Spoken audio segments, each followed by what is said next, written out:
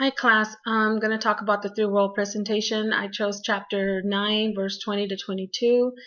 In Matthew chapter 9 verse 20 to 22, it talks about a woman who was suffering from hemorrhage for 12 years.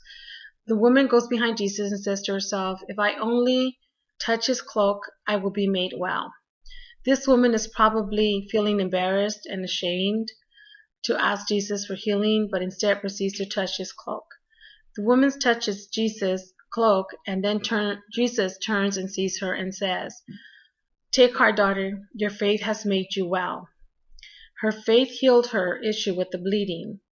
As soon as the woman touches Jesus, her bleeding stops, and she shows she's been healed. The true miracle in this story is what remained healthy, her faith, her willingness to believe she could be well again. Despite all evidence to the contrary, without a word, a look, or a touch from Jesus, she was made whole simply by believing he could heal her. And daring to act on that belief by touching his cloak, when her faith was rewarded, she wasn't the only one who noticed.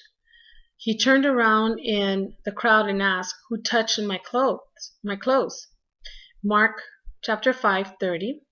She risked everything, public humiliation, if not punishment, to make her confession of faith, explaining to the crowd why she had touched him and how she had been instantly healed. In these scriptures, we see Jesus' compassion and power for the ones who seek him. The point of this task shows the faith in Matthew chapter 9, verse 2, and Matthew chapter 9, 27 and 29. Focuses on other similar situations in regards to the faith these people had that healed them. The historical world. In the Judean law's point of view, a woman who is bleeding or on her menstrual cycle is considered unclean and impure. According to the Bible, a woman is impure for 7 days from the beginning of her menstrual flow, Leviticus chapter 12, verse 2, and chapter 15, verse 19. Anyone who touches a menstruous woman becomes unclean until evening. Leviticus chapter 15, verse 19.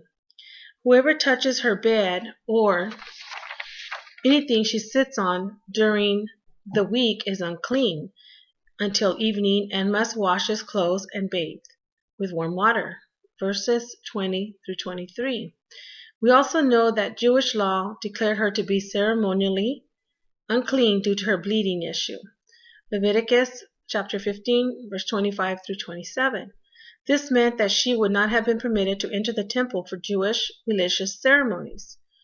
According to the law, anything or anyone who she touched became unclean as well. The fact that she was in the crowd pressing around Jesus means that each person who bumped into her would have become unclean too, including Jesus. The woman did not make Jesus unclean, he made her clean. The contemporary world, as Christians, our faith and beliefs continue in our present day, regardless of our culture or religious background.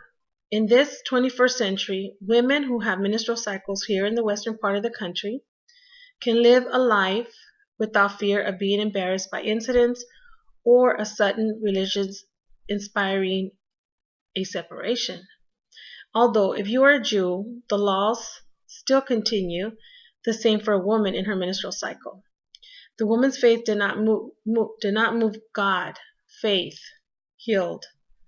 Faith does not move God. It moves us. Jesus had already demonstrated over and over that he would heal all. He demonstrated over and over that he was both willingly and able to heal all. Faith is not something that you do, but something that you believe Jesus will do. In Hebrews 11:1, faith is the substance of things hoped for, the evidence of things not seen. Every day we place our trust in something. We trust our cars to get us to our destination of the day. We trust our employers to pay us every week. We trust our doctors to heal our illnesses. So why it is so difficult to trust God?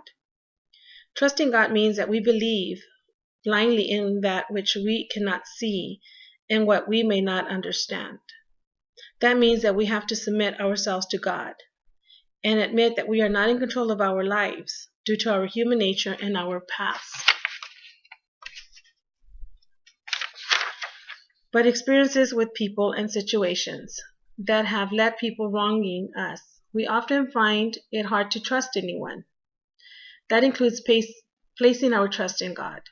When life does not make any sense, we need to trust in God. The more senseless life gets, the greater our need to trust in God. It is interesting to me that this woman believed that Jesus was able to do the impossible for her after bleeding for 12 years. It is easy to lose all hope. Yet her faith in Jesus was all it took to be healed. Sorry, probably went over a little bit, but hopefully you understand. Thank you.